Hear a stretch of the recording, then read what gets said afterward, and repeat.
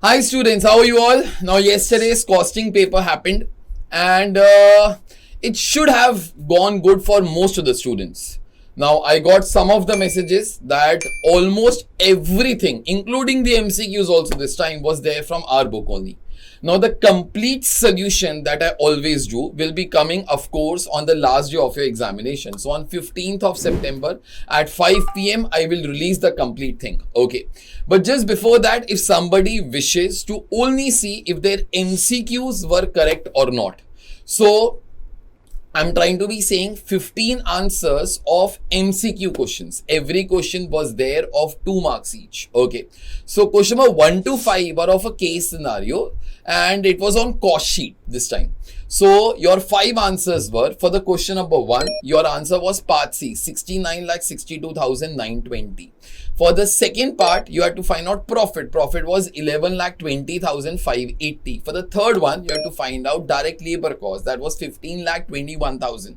For the fourth one, that was you had to find out prime cost. Prime cost should have been 75,82,600.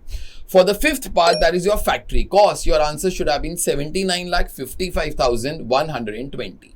This was case scenario number 1. Now, case scenario number 2 was on CVP analysis or budgetary control, whatever you all wish to be saying. Some details were there. The details of fixed and variable costs were there and you have to try to answer the questions. In all those things, question number 6 answer, that is break-even sales, should have been rupees 19,50,000. Then second one, if the sales fell down by 10%, then your new profit will be 1,15,200. Then your question number 8, you have to find out cost of production and total cost as per absorption costing. Correct answer was part C, 20,18,750 and 25,20,000. Total amount of variable cost in this case is 20,52,000. And lastly, contribution per unit earned. Question number 10 answer would have been A, that is rupees 18 per unit. Okay.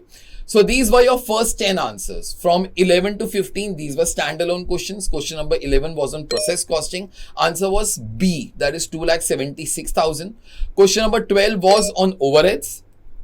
Answer was part C, the amount of under absorption that will be getting charged to cost of sales. C answer was rupees 81,000.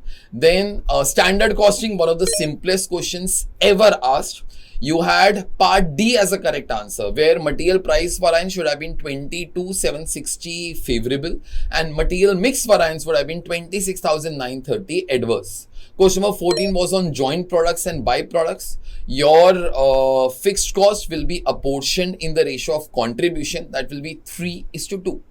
And then lastly, question number 15, your inventory cycle will be nothing but 24 days. That is answer is part C over here. That's it. Catch me for the complete solution solving of September 2025 attempt without fail on 15 September at 5 p.m. I hope that you are going to be getting 30 on 30. Okay, so all the best and I'll catch you all soon. Bye.